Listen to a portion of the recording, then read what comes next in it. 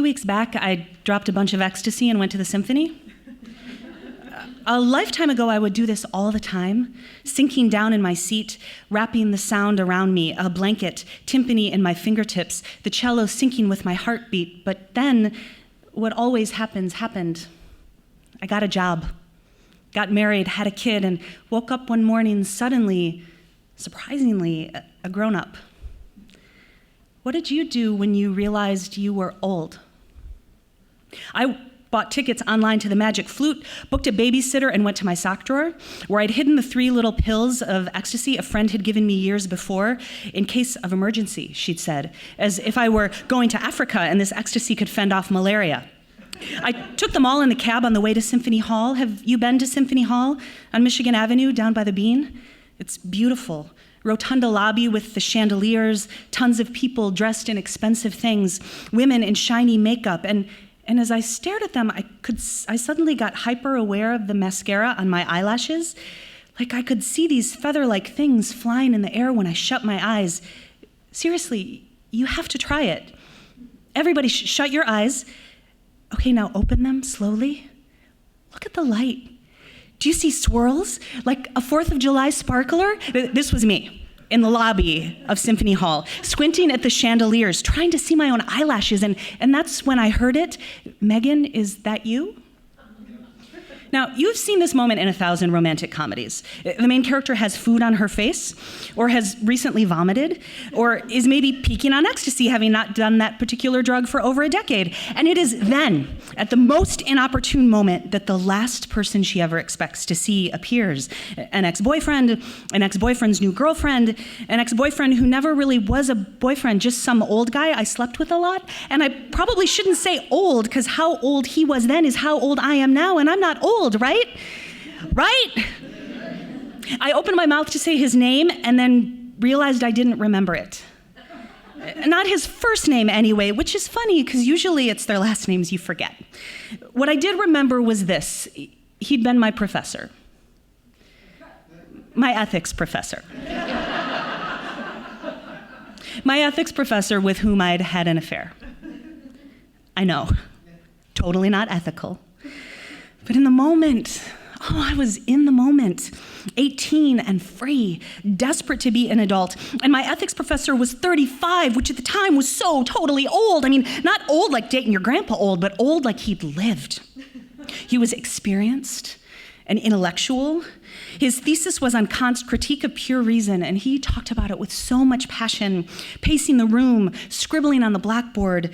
And also, he wore really tight pants. So whenever he'd turn his back, all of us would lean into the aisle for a better view. Later in his apartment, after a couple of joints, he would talk just as passionately, except instead of jeans and blazers, he'd be naked. And instead of Kant's pure reason, it was Zeppelin's In Through the Outdoor. My ethics professor loved Led Zeppelin. He had very involved theories of the philosophical placement of their lyrics, none of which I can remember because I was stoned for the entire duration of our relationship, if you could call it that. And I'm not the kind of stoned that can process complex thought.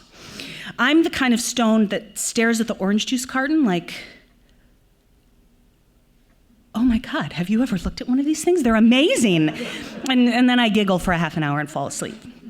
So after a few months of this, he asked me what I was going to do with my life. We were lying on the couch on top of a sheet. We were always on top of sheets. He'd gotten divorced the year before and had to get new stuff. So he ordered entire rooms straight out of the Pottery Barn catalog, and then he refused to take the price tags off. It never occurred to me to ask why. It never occurred to me to ask a lot of things. For example, did he read the papers he gave me A's on? Was I the only female student he invited home? Who was the baby in the photos taped to his fridge? That chubby little girl with his same eyes. What was I going to do with my life? God, what had he done with his? But I didn't say that. I just giggled, as though the question were an orange juice carton. I'm serious, he said, dragging the joint. What are you going to study? How are you going to pay your rent? He didn't quite sound like a dad, but he certainly didn't sound like a boyfriend. He sounded like a professor, giving a test as though my dreams were something I needed to list off like chapter headings from Immanuel Kant. And suddenly when I looked at him, I didn't see that experienced adult. I saw a guy with a receding hairline. What I'd like to do, I started, and I could have said 1,000 things in that moment, and all of them would have been true. I'd like to travel, Florence and Thailand and Prague. I'd like to write books. I'd like to fall in love, hard and desperate, my pulse a bass drum. And when I wake up in the morning, suddenly and surprisingly grown up, I would like to be sure in the knowledge that I enjoyed it every second. What I'd like to do, I said again, and he leaned forward, excited. It was the first and last time he ever really listened to me. I'd like to sing with Led Zeppelin. And then I giggled for half an hour and fell asleep. But now, a lifetime later, we are standing in the rotunda of the Chicago Symphony Center. The chandeliers are singing. 1,000 cicadas around us. I can feel them in my veins. My professor is saying, "John," and pointing to himself. "John from Boston?" "John," I repeat, "John from Boston." And I'm stammering, which you don't want to do when you run into an ex. You want to be articulate and to look sexy. "What are you doing in Chicago?" I ask, and I'm relieved to have come up with this appropriate question. And that's when he introduces me to his daughter, a freshman at Northwestern with his same eyes. I want to say, "Oh, I saw your baby pictures on the fridge after your dad and I got down on the couch." But instead, I just marvel at her.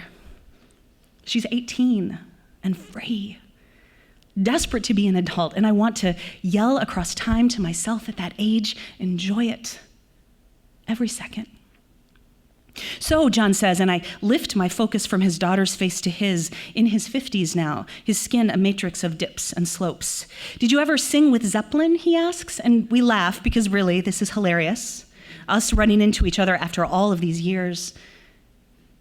I thought of the things I'd done between then and now, traveling, Florence and Thailand and Prague, living and studying enough to later write and teach, seeing my husband's eyes in our sons, and when I wake up in the morning, a grown-up. Well, what did you do when you realized you were lucky? The lights turned on and off, signaling the beginning of the performance, and I said goodbye and found my seat.